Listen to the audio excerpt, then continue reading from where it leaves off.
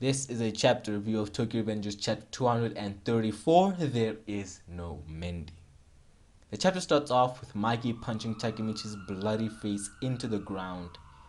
Then Takemichi blacks out and wakes up in the hospital. He doesn't look good. He's got a cast on his right arm, a lot of bandages on his face. He's got one of those breathing masks. He's got more bandages, and his neck might be broken. He's got that neck thing on his neck, so it might be broken. I doubt it, but it could have. The first thing he sees when he wakes up is Kokonoi. And Koko informs Takemichi that he's been out for 3 days. Takemichi asks why he's still alive, and Koko responds that Senju had saved him by bowing down to Mikey and disbanding Brahma. The Battle of Three Deities, the infamous three-sided battle that took 2 lives. Kanto Manjigang took over Rokuhara Tanda as the battle concluded with Brahman's dissolvement. Kanto Manjigang reigns as the top gang in the nation. After that, Koko leaves Takemichi to stew in his own stupidity and regret. Not long after, Chifuyu takes up a seat by Takemichi's bedside. Chifuyu tells Takemichi that he had attended Draken's funeral. He asks Takemichi, "What is wrong with you? Why is Draken gone? When you met him in the future, if the future was going so well, why did you return?" By now, Chifuyu had begun to cry, and with a mixture of rage, disappointment, mourning, and frustration, yells at Takemichi, "It's all your fault that Draken is..." He stops himself before he can finish that sentence. He tries to apologize, but Takemichi stops him and accepts that this situation truly is his fault. Takemichi asks that he be alone for a bit, and as Chifuyu leaves, he wishes Takemichi makes a swift recovery so he can put him right back into that hospital bed. Chifuyu walks past Hinata, who was holding a little vase of flowers in her hand. She looks into Takemichi's room but does not enter. Inside, Takemichi makes a vow to no longer involve anyone in his fights. He will deal with Mikey all by himself. End of chapter. Alright, so there's a lot to talk about in this chapter. First off being Brahman's disbandment. When Takemichi gets out of that hospital bed, that's if Senju doesn't come to visit him by herself, Takemichi needs to beg and apologize for this massive screw up, because Senju had to dissolve Brahman in order to save Takemichi's ass. Takemichi didn't even fight in that fight. It's kind of sad. I feel bad for Senju. I mean, she worked hard to build up Brahman. She wanted it to be number 1. She wanted it to, stand above everyone else and be like a little tribute, like an homage to the old Tokyo Manji gang before Mikey decided to, fuck that shit up. And he wanted to live up to what a delinquent should be. And now she can't because Brahman's gone. Maybe she can create a new gang, but who knows. And yeah, I wonder what's gonna happen to Benkei and Wakasa. They're gonna need to find new jobs. Takeyomi's probably gonna join Kanto Manji Gang. We saw that in the future he was one of the execs of Bonten.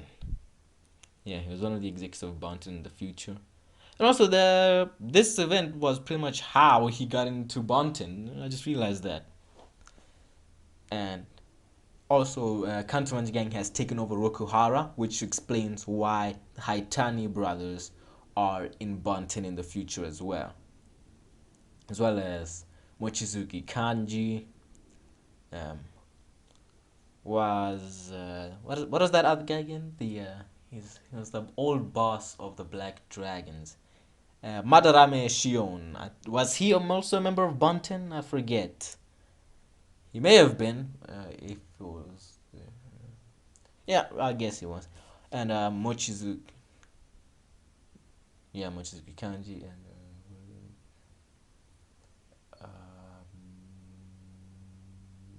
Mucho. Nah, he's dead. He's dead. He didn't get there. So now Kanto Manji Gang has all its future execs of Bonten in there. Um, Still don't know if Shion. Still don't remember if Shion. I'll probably check. And yeah, that changed the future. So that's pretty much how that happened, with exclusion of Draken dying. Maybe South probably did still die in the past. Otherwise, we would have heard of him, or maybe he would have joined Bunten or something. So he probably did die in that previous timeline. And Senju Mei also died in that previous timeline, but she survived in this one. So that's a good thing. At least she was saved. We can't live without our Senju nowadays, man. Can't live without her. So yeah, that's pretty much all the changes to the future I can think of. And yeah, how will Toman react? Well, we know how Chifuyu is like massively pissed at Takemichi, because Takemichi is kind of responsible for Dragon's death. Everything was going well in the future, but Takemichi had to risk it all to save one person.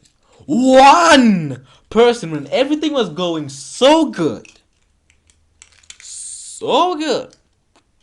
He had to risk it all to save one person. And we know Mikey needs help. He even asked Takemichi for help when he came back here.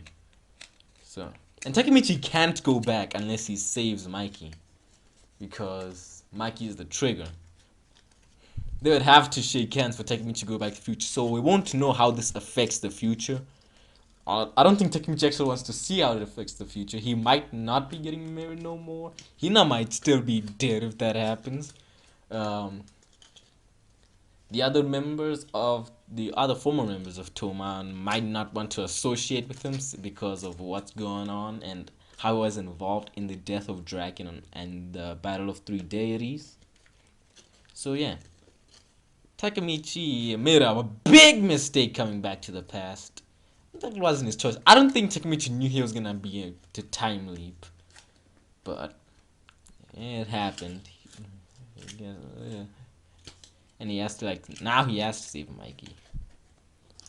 So what's next for Takemichi? I have no idea. He's probably still gonna have to save money, but Mikey, but how? Unless the Toman guys decide to help him out, which I highly doubt they will. I mean, they all love Mikey, but even they've got to admit Mikey's gone way off the deep end. But yeah, maybe once this thing gets around, they might decide to help. But Takemichi probably won't let them. He doesn't want anyone else to get involved in this. Yeah, so can Mikey be saved? Probably not. Let's face it here. Mikey's a lost cause. We should cut our losses a long time ago. Like a real long time ago. Because this is getting ridiculous. And it's kind of still Takemichi's fault. Takemichi went back in time. Should have just left things as is. He worked so hard. He risked so much to save all his friends. And now he had to go all the way back in time to save one guy. He risked the world to save one dude.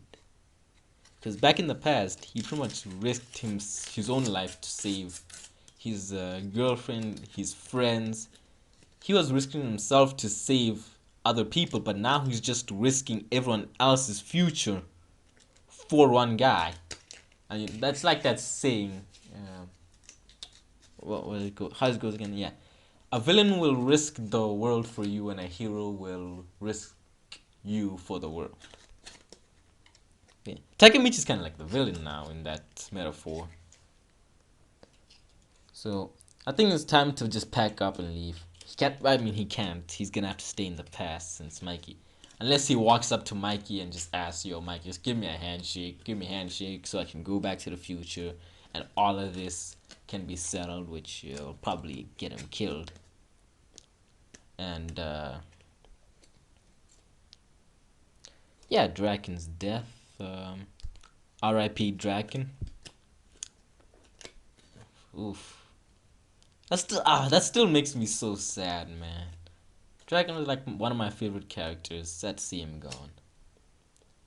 And yeah, I think this is like a clear indication that we are reaching the end of Tokyo Revengers. That I don't think there's much else what we can do other than try to wrap up this series. Still don't know who the second Time Leaper is. I have a theory, but it's kind of hard to prove unless Wakui decides to drop a big bombshell that might, a big hint in the next few chapters that will allude to there being a second Time Leaper. But we still don't know who he is, if there even is one. So, yeah, it's been fun, but this is the end of the review. If you like it, leave a like, comment, and share. Subscribe, and stick around for the next chapter review.